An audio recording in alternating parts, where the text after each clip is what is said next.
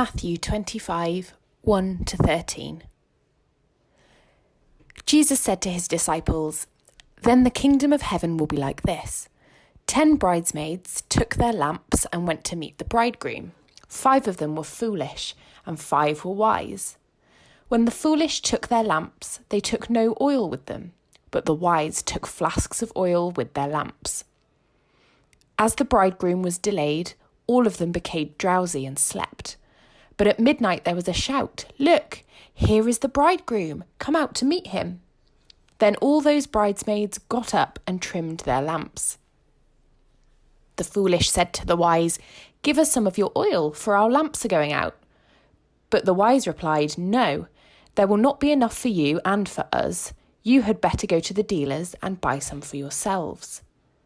And while they went to buy it, the bridegroom came, and those who were ready went with him into the wedding banquet, and the door was shut. Later, the other bridesmaids came also, saying, 'Lord, Lord, open to us.' But he replied, 'Truly I tell you, I do not know you. Keep awake, therefore, for you know neither the day nor the hour.'" Welcome to one of my least favourite passages in the whole of the Bible. It always just seems so odd. We've got bridesmaids, some of whom are foolish, some of whom are wise. They each have a lamp. Only some of them have oil. Why does the moral of the parable appear to be, if you've got something that your neighbour needs, don't on any account share it with them? And why does it all take place in the middle of the night?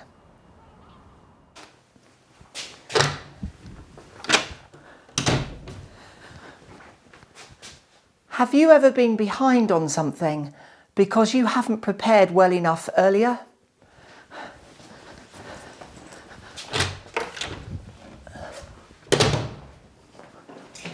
Maybe you haven't organised yourself well and you're running just a little late.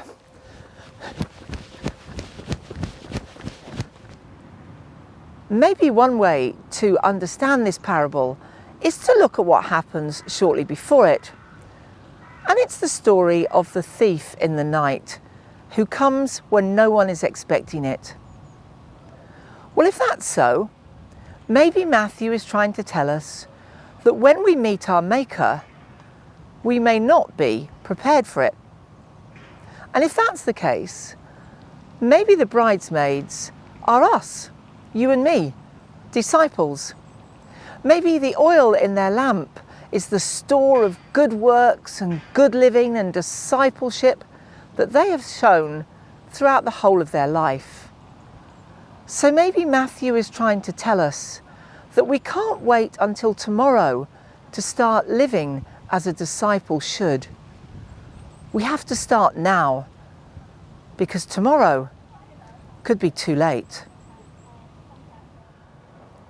Perhaps the message for us today then is that we need to look at our lives and see how we can start to live as true disciples today. And on this Remembrance Sunday, perhaps we could start by thinking how we can be people of peace and help to bring peace to our troubled world now.